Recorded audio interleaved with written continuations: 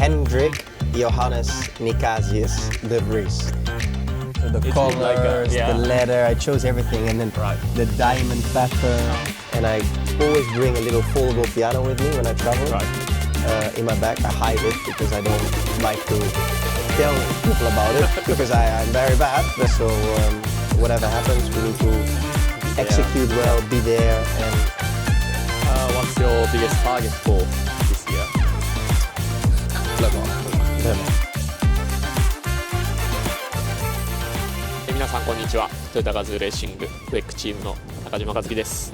そして今回はですね、ちょっと寒いんですけれども、5月のWECスパから、ドライバーそしてチームメンバーへの、10の質問をお送りしたいと思います。もう映ってますけど、今回は、スパはベルギーなんですけど、オランダはすぐ隣の国ということで、7号車のニック・デフリース選手にいろいろと聞いてみたいと思います。Okay, so こんにちは。こんにちは。こんにちは。こんにちは。元気か？元気か？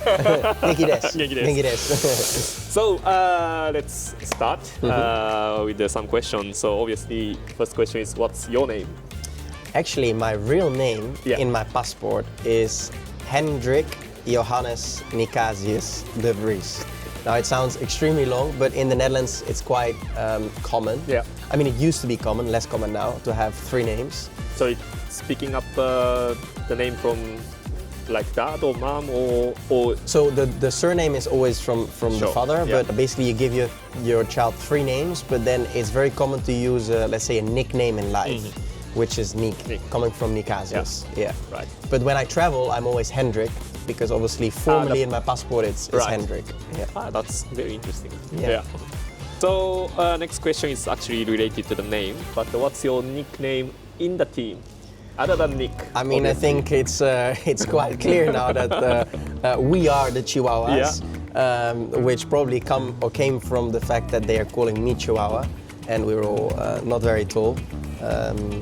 And where it comes from, which I'm not fully agreed, because I feel like the Doberman team is quite loud sometimes. But let's say we are quite feisty. We like to fight. We like to.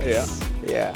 But also, I think appearance as well. It's just not only loud, but I think it's quite kind of cute. I don't know if you like it or not. No, I'm happy with Chihuahua. I don't mind it. Yeah. Okay. So next question is, what's your role in the team? I'm a racing driver and part of the Car 7 crew, and our goal is obviously to do the best possible job as a team and to deliver great results for Toyota GAZOO Racing. Basically, bring the car as fast as possible to the checker flag without any harm. Which is always a big challenge.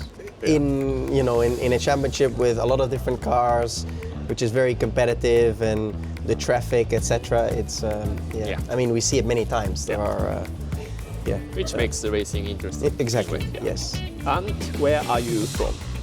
I'm from the Netherlands, so not too far from Spa actually. Me personally, I'm far from Spa because I'm from the very north of the Netherlands. So I would say we are 3.5 hours. Driving. I guess this is like a home race for you. Maybe Zandvoort is probably the most. But Zandvoort would be closer, but I would say on the WEC calendar, this is the nearest home. From the Netherlands, the north, 1.5 hours from Amsterdam.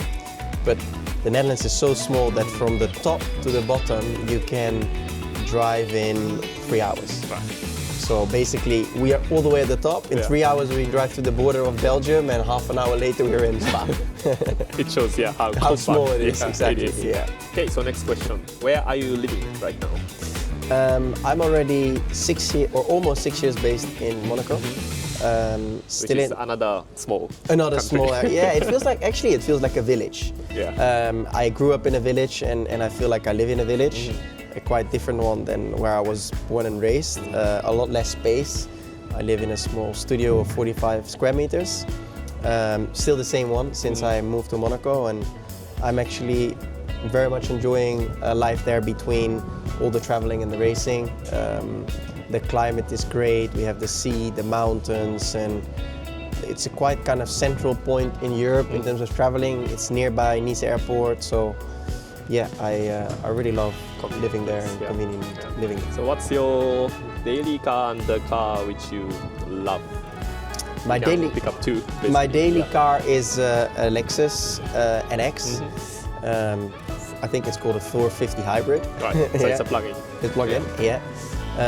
And then a car that I have a lot of passion for is a Mini Moke that I bought in 2021, which is a kind of beach car from the south of France. Right. It's from 1987. Ah, okay, so it's a kind of classic. It's a classic car, and I had it completely restored and redone in all the colors and the materials that I wanted. So yeah, I'm proud of that. It means it's small. Have you ever seen it? Yeah, I've never seen it. Yeah.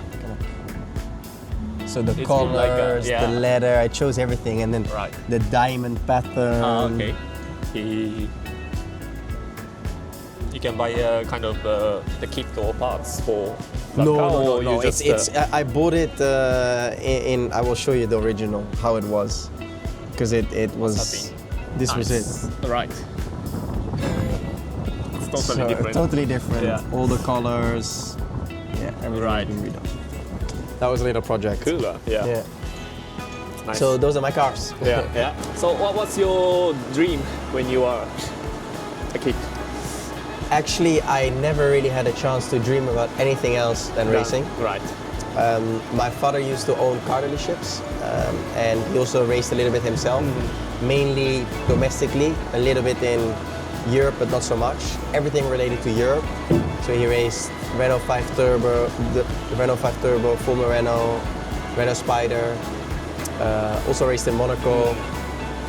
So yeah, I guess when I was a kid, he was very, let's say, motivated to get me into racing and to pursue a kind of dream and career in racing. So when did you start racing, or let's say karting? I think around my 5th birthday, my dad bought me a go-kart. Right. And obviously between 5 to 10, it's more like playing and driving, but you know, it still kind of takes up a lot of time of yourself and the family. So it's still quite serious, and then once you start to compete in all the big races, then it really becomes a sport. So when you started, your dad was supporting you in mechanics? Actually, my whole career, even when we were racing, world championships, and we always kind of had our own team. We raced for Zanardi and Dino Chiesa, but we always had a kind of our own van, our own tent, and mechanics. So it was always a kind of our own team. So next question is, what's your favorite racetrack, even outside of WEC? I mean, I have a few that I really like. I generally like big and fast tracks. So Spa. We're here in Spa this weekend. I like street tracks. Monaco I like Baku in Formula E. Sadly, I never raced at Suzuka, but it looks very, very cool. Right. But then I also like Budapest, which is like a go-kart track. So I don't know. Usually tracks that you do well at, you always like. Next question: what kind of job you would go for if you are not be as a race car driver? When I was a kid, I used to like architecture, but in all honesty, I didn't really have the time and the chance to develop real other, interest. I mean, interest is not the right word, but I think if you want to become focus. The focus was on racing. So if you want to become good at something, I think that requires a lot of focus, time, and commitment. And all my time and commitment was dedicated to racing. Now, if I would have to choose a completely normal job, and I did not know racing and I had no family involved in racing, I would have probably studied something in finance. You went to actually college or Harvard? I went. So when I dropped out of Formula One, I did a short kind of, they call it executive program at Harvard, but it's basically meant for executives in corporate companies that want to learn more about certain topics or subjects. And I did negotiation and leadership. But it's almost more psychology and human interaction, teaching, rather than real theory. Yeah, but you can still apply it for. Correct. In anything in life. Yeah. That was actually something impressive. Yeah. From our side. Yeah. I always enjoy to continue to challenge myself and learn different skills and things, because I think there is a kind of risk in life that you get stuck into your normal habits. Now I'm racing and this is what I know. Yeah. This is my almost comfort zone. Yeah. But I think it helps you even in your own sport and in racing if I push myself outside as well. Outside of comfort zone. Yeah. So for example, I picked up playing piano again. I've never played any instrument in my life. I tried a little bit during COVID and then I kind of gave up because I didn't really have the time. But now every time in Monaco I take lessons. Right. And I always bring a little foldable piano with me when I travel. Right. In my bag. I hide it because I don't like to tell people about it because I'm very bad, but I try. It's good. I really respect your approach, and especially playing piano, it's really good for brains. And, exactly. So you use your brain in a different way. Hands separately. I'm sure it's good for the brain 100%. Well. So, because when you start learning a song, you think, how can they play it so quick? And you try to play it quick or quicker, and basically you feel that your brain can't keep up. Yeah. You can only play quick when your brain is ahead of what your fingers are doing, basically. What kind of routine you have before the race or race weekend? So, routine, I guess our biggest, or not biggest routine, but the biggest part of our routine is our simulator preparation. Yeah. I think that's a very important moment for us to come together as a team, to reflect a little bit on the past weekend and to get ready for the upcoming weekend. Also as a driver, to start putting your mind into the upcoming event, the track, the compromises that you need to take, and just the weekend ahead. And during a race weekend, we obviously live very much by a schedule. For me, sleep is very important. I value sleep. In the night or even in the daytime, like nap or? No, Le Mans, I sometimes sleep during the day, but normal race weekends in the night. And I'm always nervous. So even, I've been racing for, pretty much my whole life. I'm always nervous, I'm always stressed, which I think is important because it means that you care about it and you want to do well. If you feel too relaxed about something, then according to me, it just shows you it doesn't matter enough to you. Always try to have a small moment for myself.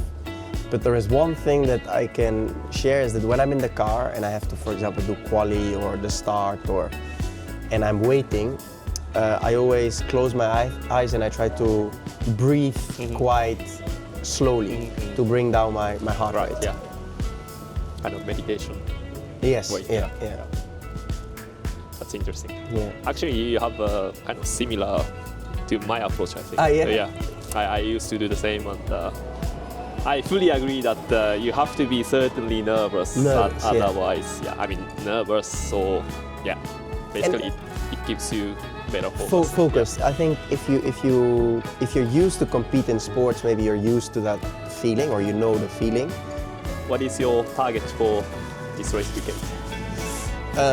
Our target is always to extract the maximum out of the package we have. So regardless of whether we are fighting for the win, podium, or just points, I think our job as a car crew and as a team must always be to extract the maximum out of the car we have. And we will do the same this weekend. Yeah. It's a home race. Spa always offers, unexpected things. So whatever happens, we need to execute well, be there, and maximize. Yeah, fully agree. And then, what's your biggest target for this year? Le Mans. Yeah. More than championship, I would say. I mean, last year I was very disappointed missing out on the championship. but still I would probably favor Le Mans over the championship. But in honesty, you know, I'm surrounded by very successful teammates who won Le Mans many times, who won the championship many times. I'm the only one who hasn't won the championship and Le Mans in our team. True, actually. Yeah. Something we forget. But yeah. I mean, they've been there for much longer than me. Yeah. Yeah, it's time for me to join the club. Yeah, that's for sure. And hopefully we can make it together. Yeah. Thank you. Yeah. Good. Thank you very much. You're welcome. Yeah, it's getting cold. It's getting cold. Yeah. Yeah. Bye bye.